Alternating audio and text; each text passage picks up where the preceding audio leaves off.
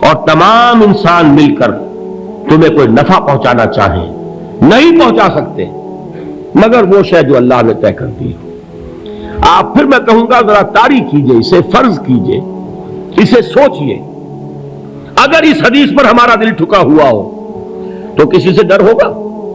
یہ مجھے نقصان نہ پہنچا دے، یہ میری رپورٹ خراب نہ کر دے، یہ میری انکریمنٹ نہ رکوا دے، یہ میرا یہ نہ بگاڑ دے، یہ میرے یہ نقصان نہ پہنچا دے۔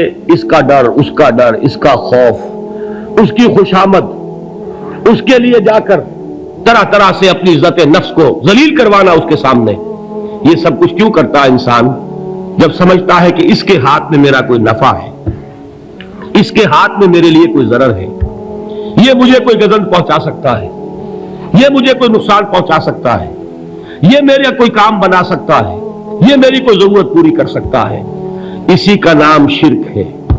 جہاں آپ نے یہ سمجھا کہ غیر اللہ کے اندر کوئی طاقت موجود ہے وہی شرک ہے۔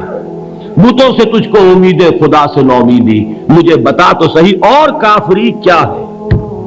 شرک تو یہ ہے جس پر بھی تمہیں یہ خیال ہے کلمہ ہے، یہ کلمہ سوم لا حول ولا قوت الا باللہ، ذرا اس پر دل کو کبھی اگر آپ تصور کریں، پھر فرض کریں، دل ٹھک جائے اس پر، کوئی طاقت نہیں۔ یہی بات تھی جو شیخ عبد القادر جیلانی رحمت اللہ علیہ نے اپنی وصیت میں اپنے بچے سے کہی۔ 11ویں دینے والے ہیں لیکن حضرت شیخ عبد القادر جیلانی کی وصیت اور تعلیمات کو کتنے لوگ ہیں جانتے ہو؟ یہ جن مقامات تک پہنچے ہیں وہ کس چیز کی بدولت پہنچے؟ انہوں نے جو پیغام دیا وہ کیا تھا؟ اے میرے بچے، جس طریقے سے قرآن مجید میں حضرت لقمان کی نصیحتیں جو ہے نقل کر دی گئی ہیں، میں یہ عرض کروں گا بالفرض اگر قرآن حضرت عبد القادر جیلانی کے بعد نازل ہوا ہوتا تو شیخ عبد القادر کی یہ نصیحتیں بھی قرآن میں درج ہوتی۔ اتنی اونچی نصیحتیں ہیں۔ اے میرے بچے، اس حقیقت کو ذہن نشین کر لے، لا فاعل فی الحقیقت ولا مؤثر الا اللہ، اس کائنات میں نہ کوئی فاعل حقیقی ہے نہ مؤثر حقیقی ہے سوائے اللہ کے۔ کسی شے میں کوئی تاثیر نہیں اگر اللہ نہ چاہے، آگ جلا نہیں سکتی اگر اللہ نہ چاہے، پانی ڈبو نہیں سکتا اگر اللہ نہ چاہے، زہر ہلاک نہیں کر سکتا اگر اللہ نہ چاہے، کوئی چیز فائدہ نہیں پہنچا سکتی اگر اللہ نہ چاہے۔ تو در در پہ کیوں سر جھکاتے ہو؟ در در پر کیوں جبیں سائی کرتے ہو؟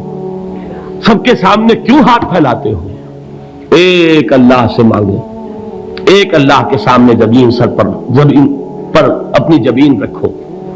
لا فاعل فی الحقیقت ولا مؤثر الا اللہ۔ نظر آتا ہے ہمیں کہ پانی پیاس بجھا دیتا ہے، پیاس بجھانے کی صلاحیت پانی میں نہیں ہے، اللہ کے اذن سے۔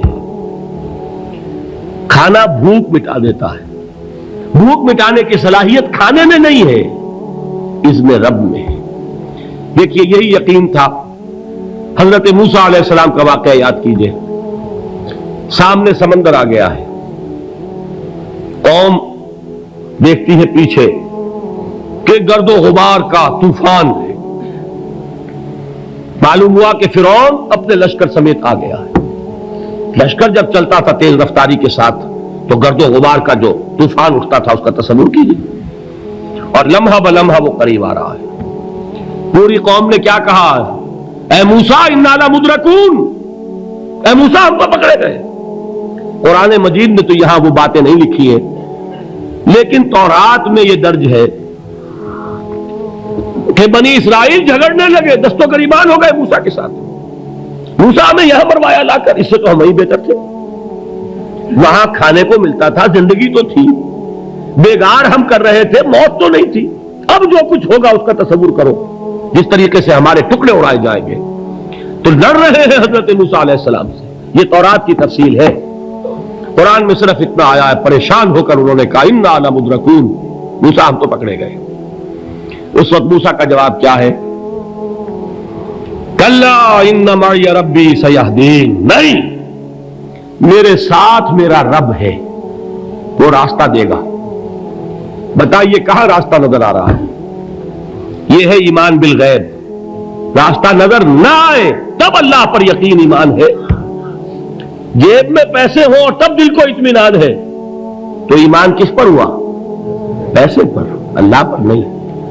जब वसाइल व ज़राए न हो और फिर यकीन हो कि अल्लाह मुसब्बिबुल असबाब है, वो असबाब का पाबंद नहीं है, वो असबाब का मोहताज नहीं है, असबाब उसके मोहताज है। अगर ये यकीन है तो अल्लाह पर ईमान है, ये नहीं है तो तुम्हारा ईमान असबाब पर है, वसाइल पर है, ज़राए पर है, मादियात पर है, अल्लाह पर नहीं। उस वक्त कहां रास्ता था? वो रास्ता था, समंदर है और उधर से लश्कर आ गया है। कल्ला इन्न माई रब्बी सयहदीन। अब देखिए, ईमान कह देना आसान है, हुआ माकुम ऐनमा कुंतुम, जहां कहीं भी तुम होते हो अल्लाह तुम्हारे साथ होता है। लेकिन इसका यकीन कायम हो जाए तो जमीन और आसमान का फर्क वाक़ई हो जाए।